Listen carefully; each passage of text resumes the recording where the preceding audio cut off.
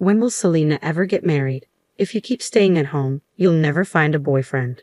My sister Melanie has always been competitive with me, never satisfied unless she was outperforming me in some way. Whether it was school grades or extracurricular activities, she constantly tried to outshine me, which could be quite annoying. Her competitive streak didn't fade as we grew older, and she took pride in having married before I did. Selena, you need to be more fashionable if you want to get married, she often jeered. I never paid much attention to our sibling rivalry and usually just brushed off her comments. But then, something happened that I couldn't ignore. My name is Selena, and I'm a 31-year-old freelance web designer.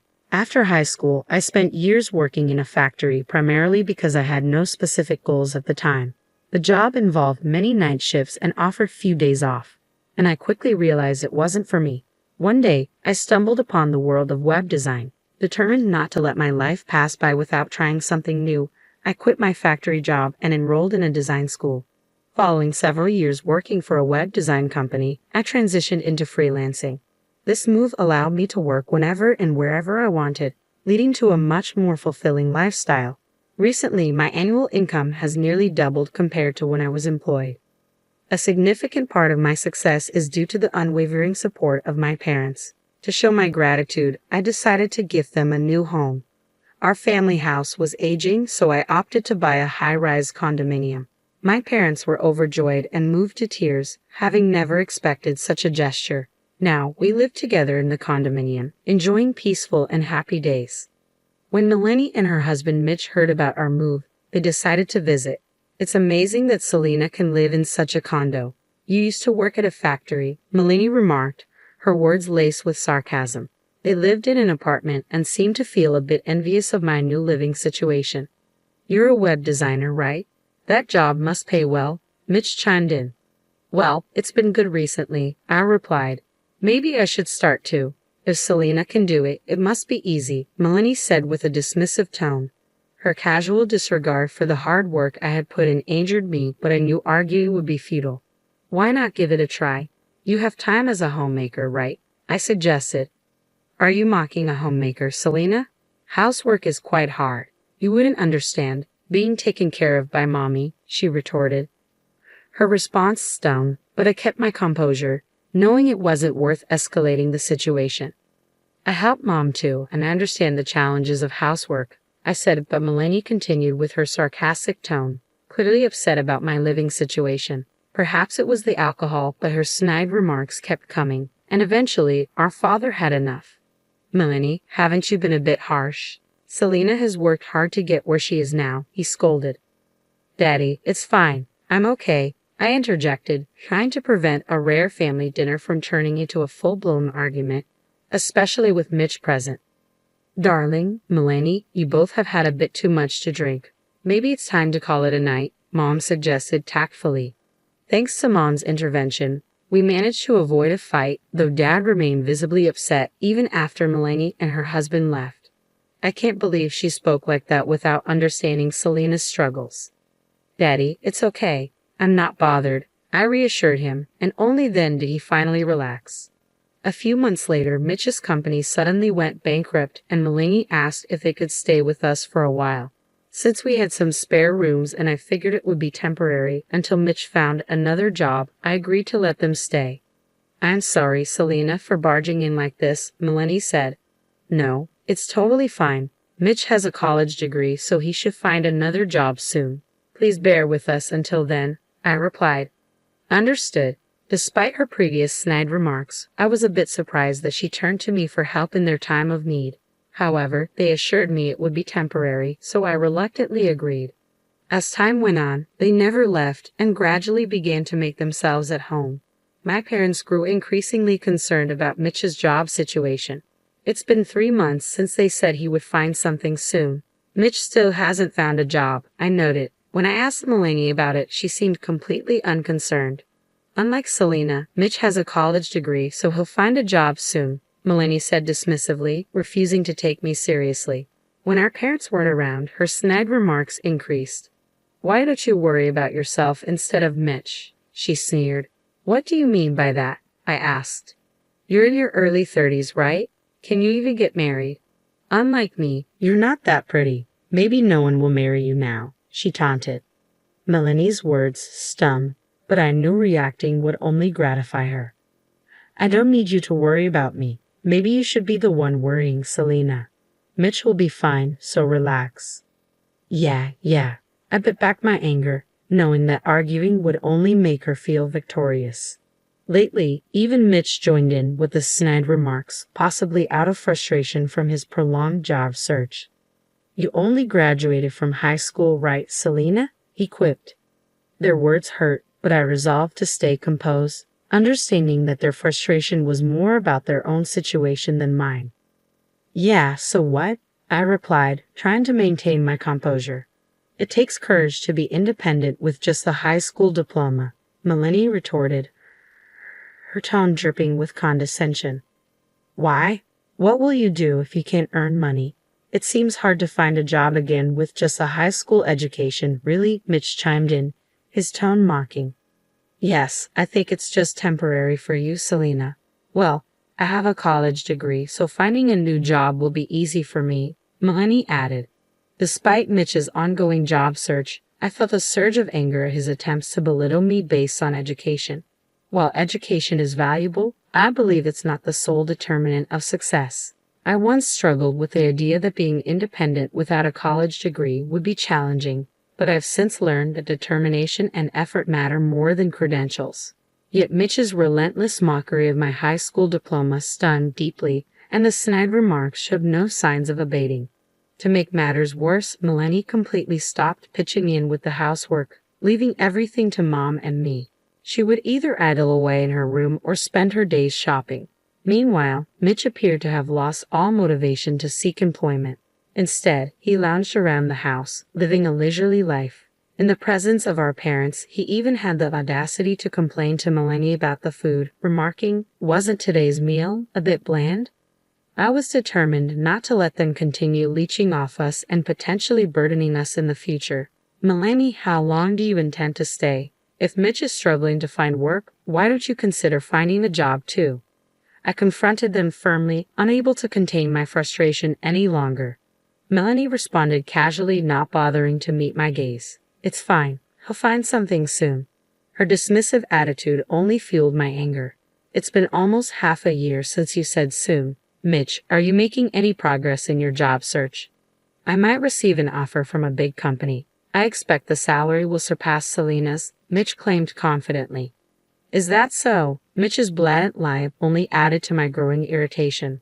More importantly, Selena might not be able to earn money in the future, right? Melanie abruptly changed the subject. Hey, don't avoid the question, I pressed. If that happens, we'll have to sell this house, right? You shouldn't have bought such a place, Melanie continued, her tone accusatory. What are you implying? I asked, feeling defensive. So, why not give this house to us? Mitch has a college degree, so his income should be stable. If you leave it to us, you won't have to sell the house, Melanie proposed. I couldn't decipher if they were serious or not, but their words seemed absurd. Wait, do you realize what you're suggesting? Mitch hasn't even secured a job yet, I pointed out. He's bound to land a better one soon, so it'll all work out. Plus, this could be a great chance for you, Selena. You should embrace living independently, Melanie urged. What? I exclaimed, taken aback by her audacity. You don't need to rely on anyone, always being under Mom and Dad's roof. Let them go and stay with us, she continued, ignoring my protests. Enough. This is my home, you both know that, I asserted firmly. It appeared that the two were scheming to push me out and seize control of the condominium. Their constant snide remarks and refusal to pitch in with the housework only confirmed my suspicions. Despite their assurances that they would stay only until finding work, their attempt to take over my home was unforgivable.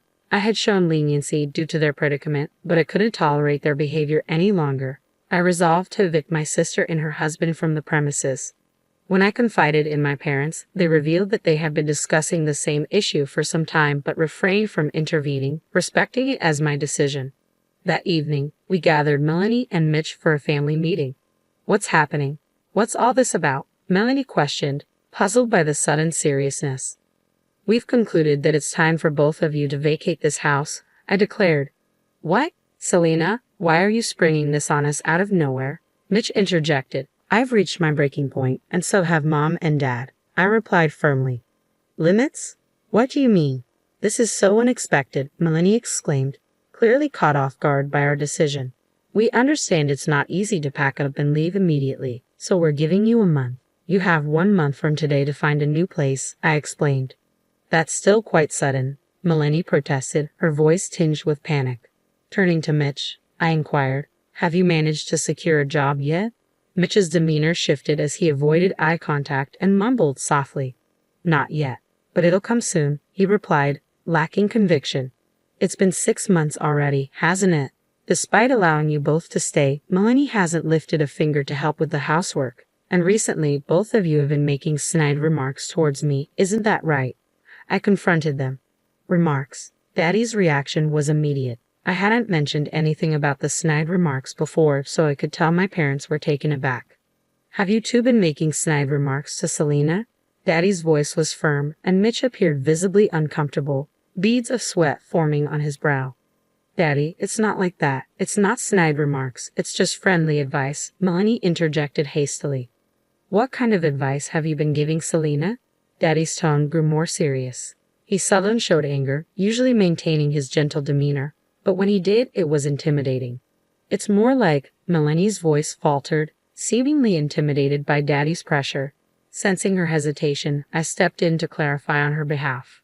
They suggested that because I only have a high school diploma, my future prospects are uncertain, and that living alone might increase my chances of getting married. Isn't that right? I relayed to Daddy. What? They said that. Daddy's anger flared instantly. That's enough of this nonsense. Uncertain because of a high school diploma. Better to live alone? Do you even have the authority to make such statements? Daddy's tone was stern, and Melanie remained silent, avoiding eye contact. Let me make this clear. You have a college degree, so why are you struggling to find employment? And if Mitch is having difficulty, why isn't Melanie contributing to the household income? After all, she also holds a college degree. Daddy continued, his words leaving Melanie and Mitch speechless. Selena, 1 month is far too lenient. They need to leave immediately. Both of you, start packing your things, Daddy ordered firmly. What? That's impossible. We have nowhere to go, Melanie pleaded with Daddy, her voice almost breaking with tears. I don't care. When I say leave, you leave, Daddy reiterated sternly. Mommy, please talk to Daddy, Melanie implored, turning to Mom for support. I feel the same way as your father, Mom responded, surprising everyone with her agreement. Normally, Mom would side with them when Daddy got angry, but not this time. No way, Daddy insisted firmly. Daddy's right. 1 month is too generous. Can you leave right now? Selena spoke up, her voice firm as she stood by Daddy's decision. Mitch, supporting a crumbling Melanie, nodded in agreement. Reluctantly, they gathered their belongings and uttered a final, I'm sorry, before leaving. To be frank, Melanie and Mitch had been a significant source of stress, hindering my ability to work effectively for the past few months. Thanks to my father's intervention, we were finally able to persuade Melanie and Mitch to leave, and I felt a sense of relief wash over me. A month later, Melanie unexpectedly showed up at our doorstep. What do you want? I asked, my tone guarded. Actually, Mitch and I got divorced, Melanie revealed. She went on to explain that after being ejected from our house, they had to seek refuge at Mitch's parents' home. However, Mitch's parents were evidently very strict, and they were outraged upon learning of the situation. Despite their displeasure, Melanie and Mitch had no alternative and had to plead to stay with them, albeit reluctantly granted permission. After that incident, Mitch began diligently searching for jobs every day, while Melanie took on more responsibility with the household chores. However, as weeks passed, Mitch still couldn't secure a job. Despite his college degree, he lacked significant qualifications and had no notable achievements from his previous employment, merely following instructions without making any significant contributions. Although numerous job opportunities were available if he were less selective, Mitch's pride prevented him from considering them. He insisted on finding a position similar to or better than his previous one. Finally recognizing the futility of Mitch's approach, Melanie broached the topic of divorce. I never realized how prideful he was. It's not that he can't find a job. He's simply being picky. Isn't that absurd? Melanie remarked, expressing her frustration. While Mitch's refusal to compromise his pride was undoubtedly problematic, Melanie, who had persistently demanded a higher income from Mitch than me, was also to blame.